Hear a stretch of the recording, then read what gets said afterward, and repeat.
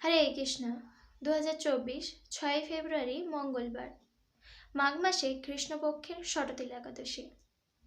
তো একাদশীর ব্রত সমস্ত ব্রতের মধ্যে শ্রেষ্ঠ ব্রত। শ্রী চৈতন্য মহাপ্রভু তেনার মাতা সচী মাতাকে এই একাদশীর ব্রত পালন করার জন্য বলেছিলেন। অনেকে মনে করে একাদশীর ব্রতটি কেবলমাত্র বিধবারা পালন করতে পারে, কিন্তু এটি একেবারেই নয়। 8 থেকে শুরু করে 80 বছর পর্যন্ত, এছাড়া তারও বেশি, যতদিন বেঁচে থাকবে, যে যতটা ভাবে পালন করতে পারবে, খুব নিষ্ঠা সহকারে পালন করার কথা শাস্ত্রে বলা হয়েছে। সবাই এই একাদশীর ব্রতটি পালন করতে পারে।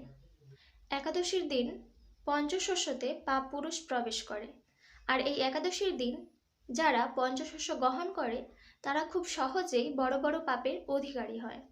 তাই এই একাদশীর দিন পঞ্চশস্য বর্জনের কথা শাস্ত্রে বলা হয়েছে। তো এবার আসি একাদশী কিভাবে পালন করবেন। যারা আমিষ আহার গ্রহণ করেন তারা একাদশীর আগের দিন নিরামিষ আহার গ্রহণ করবেন এবং রাতে ব্রাশ করবেন। তার পরের দিন ফলমূল গ্রহণ করে একাদশীর ব্রত খুব নিষ্ঠা সহকারে পালন করবেন।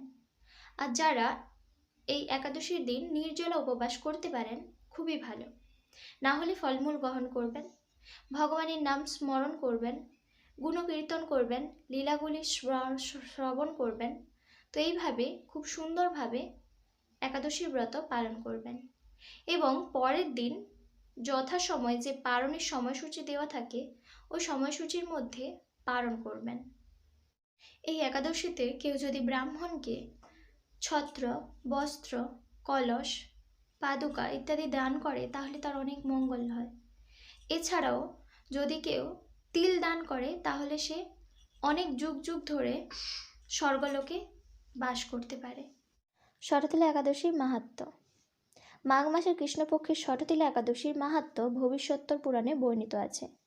যুধিষ্ঠির মহারাজ বললেন, হে জগন্নাথ, মাঘ মাসের কৃষ্ণপক্ষের একাদশীর তিথির নাম কি, বিধি বা কি এবং তার কি ফল, সবিস্তারে বর্ণনা করুন। তদুত্তরে ভগবান বললেন, হে রাজন, এই একাদশী ষটতিলা নামে জগতে বিদিত। একসময় দালভ্য ঋষি মুনিশ্রেষ্ঠ পুলস্তকে জিজ্ঞাসা করলেন, মর্ত্যলোকে মানুষেরা ব্রহ্ম হত্যা, গো হত্যা, অন্যের সম্পদহরণ আদি পাপকর্ম দ্বারা নরকে গমন করে। যাতে তারা নরক গতি থেকে রক্ষা পায় তা যথাযথভাবে আমাকে উপদেশ করুন। অনায়াসে সাধন করা যায় এমন কোনো কাজের মাধ্যমে যদি তাদের এই পাপ থেকে উদ্ধারের কোনো উপায় থাকে তবে তা বলুন। ঋষি পুলস্ত বললেন, হে মহাভাগ, তুমি একটি গোপনীয় উত্তম বিষয়ে প্রশ্ন করেছ। মাঘ মাসের সূচি জিতেন্দ্রিয়, কাম, ক্রোধ আদি শূন্য হয়ে স্নানের পর সর্বদেবেশ্বর শ্রীকৃষ্ণের পূজা করবে। পূজাতে কোনো বিঘ্ন ঘটলে কৃষ্ণ নাম স্মরণ করবে। রাতিতে অর্চনান্তে হোম করবে। তারপর চন্দন, অগ্রুর, কর্পূর ও শর্করা প্রভৃতি দ্বারা নৈবেদ্য প্রস্তুত করবে, ভগবানকে নিবেদন করবে। কুষ্মাণ্ড, নারকেল অথবা 100 গুবাক দিয়ে অর্ঘ্য প্রদান করবে। কৃষ্ণ কৃষ্ণ কৃপালুস্তম গতিনাম, গতি ভব ইত্যাদি মন্ত্রে শ্রীকৃষ্ণের পূজা করতে হয়। কৃষ্ণ আমার প্রতিপ্রীত হোক বলে যথাশক্তি ব্রাহ্মণকে জলপূর্ণ কলস, ছত্র, বস্ত্র, পাদুকা, গাভী ও তিলপাত্র দান করবে। স্নান দানাদি কার্যে কালো তিল অত্যন্ত শুভ। হে দ্বিজোত্তম, এই প্রদত্ত তিল থেকে পুনরায় যে তিল উৎপন্ন হয় তত বছর ধরে দানকারী স্বর্গলোক বাস করে। তিল দ্বারা স্নান, তিল শরীরে ধারণ, তিল জলে মিশিয়ে তা দিয়ে তর্পণ, তিল ভোজন এবং তিল দান, এই 6 প্রকার বিধানে সর্বপাপ বিনষ্ট হয়ে থাকে। এর জন্য এই একাদশীর নাম ষটতিলা। হে যুধিষ্ঠির, একসময় নারদও এই ষটতিলা একাদশীর ফল ও ইতিহাস সম্পর্কে জানতে চাইলে যে কাহিনী আমি বলেছিলাম তা এখন তোমার কাছে বর্ণনা করছি। পুরাকালে মর্ত্যলোকে এক ব্রাহ্মণী বাস করত। সে প্রত্যহ ব্রহ্ম আচরণ ও দেব পূজা পরায়ণা ছিল। উপবাসক্রমে তার শরীর অত্যন্ত ক্ষীণ হয়ে গিয়েছিল। সেই মহাসতী ব্রাহ্মণী অন্যের কাছ থেকে দ্রব্যাদি গ্রহণ করে দেবতা, ব্রাহ্মণ, কুমারীদের ভক্তি ভরে দান করত, কিন্তু কখনো ভিক্ষুককে ভিক্ষাদান ও ব্রাহ্মণকে অন্নদান করেনি। এইভাবে বহু বছর অতিক্রান্ত হলো। আমি চিন্তা করলাম, কষ্টসাধ্য বিভিন্ন ব্রত করার ফলে এক ব্রাহ্মণীর শরীরটি শুকিয়ে যাচ্ছে। সে যথাযথভাবে বৈষ্ণবদের অর্চনও করছে, কিন্তু তাদের পরিতৃপ্তির জন্য কখনো অন্ন দান করেনি। তাই আমি একদিন কাপালিক রূপ ধারণ করে তামার পাত্র হাতে নিয়ে তার কাছে গিয়ে ভিক্ষা প্রার্থনা করলাম। ব্রাহ্মণী বললেন, হে ব্রাহ্মণ, তুমি কোথা থেকে এসেছো, কোথায় যাবে, তা আমাকে বলো। আমি বললাম, হে সুন্দরী, আমাকে ভিক্ষা দাও। তখন সে ক্ষুব্ধ হয়ে আমার পাত্রে একটি মাটির ঢেলা নিক্ষেপ করল। তারপর আমি সেখান থেকে চলে গেলাম। বহুকাল পরে সেই ব্রাহ্মণী ব্রতপ্রভাবে সশরীরে স্বর্গে গমন করলেন। মাটির ঢেলা দানের ফলে একটি মনোরম গৃহ সে প্রাপ্ত হলো, কিন্তু হে নারদ, সেখানে কোনো ধান ও চাল কিছুই ছিল না। গৃহশূন্য দেখে মহাক্রোধে সে আমার কাছে এসে বলল, আমি ব্রত, কৃচ্ছসাধন ও উপবাসের মাধ্যমে নারায়ণের আরাধনা করেছি। এখন হে জনার্দন, আমার গৃহে কিছুই দেখছি না কেন?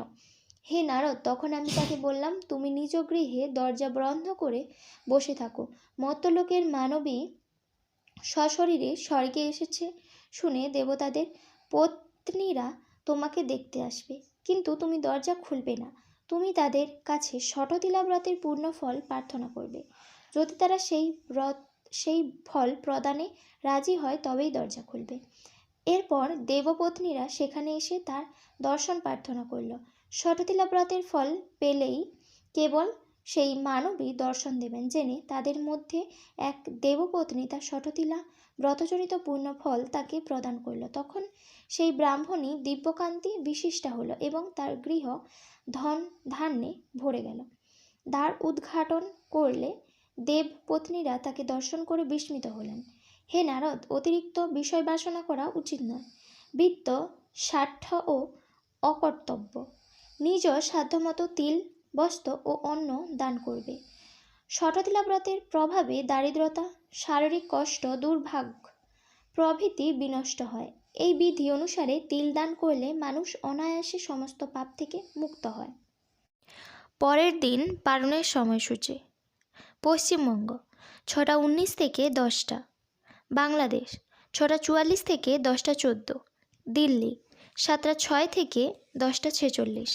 পুনে মহারাষ্ট্র 7টা 6 থেকে 10টা 54। মুম্বাই মহারাষ্ট্র 7টা 10 থেকে 10টা 58। নাগপুর মহারাষ্ট্র 6টা 48 থেকে 10টা 34। চেন্নাই তামিলনাড়ু 6টা 34 থেকে 10টা 26। ভুবনেশ্বর উড়িষ্যা 6টা 20 থেকে 10টা 7। বিহার 6টা 28 থেকে 10টা 11। ঝাড়খণ্ড 6টা 27 থেকে 10টা 11। ছত্তিশগড় 6টা 37 থেকে 10টা 23। শিলং মেঘালয় 6টা 3 থেকে 9টা 45। গুয়াহাটি আসাম 6টা 4 থেকে 9টা 46। মিজোরাম 5টা 55 থেকে 9টা 40। সিকিম 6টা 19 থেকে 10টা। বৃন্দাবন 7টা 2 থেকে 10টা 43। ব্যাঙ্গালোর কর্ণাটক 6টা 44 থেকে 10টা 37। হায়দ্রাবাদ তেলেঙ্গানা 6টা 46 থেকে 10টা 35। আগরতলা ত্রিপুরা 6টা 3 থেকে 9টা 47। গুজরাট 7টা 21 থেকে 11টা 6। কেরালা 6টা 47 থেকে 10টা 41।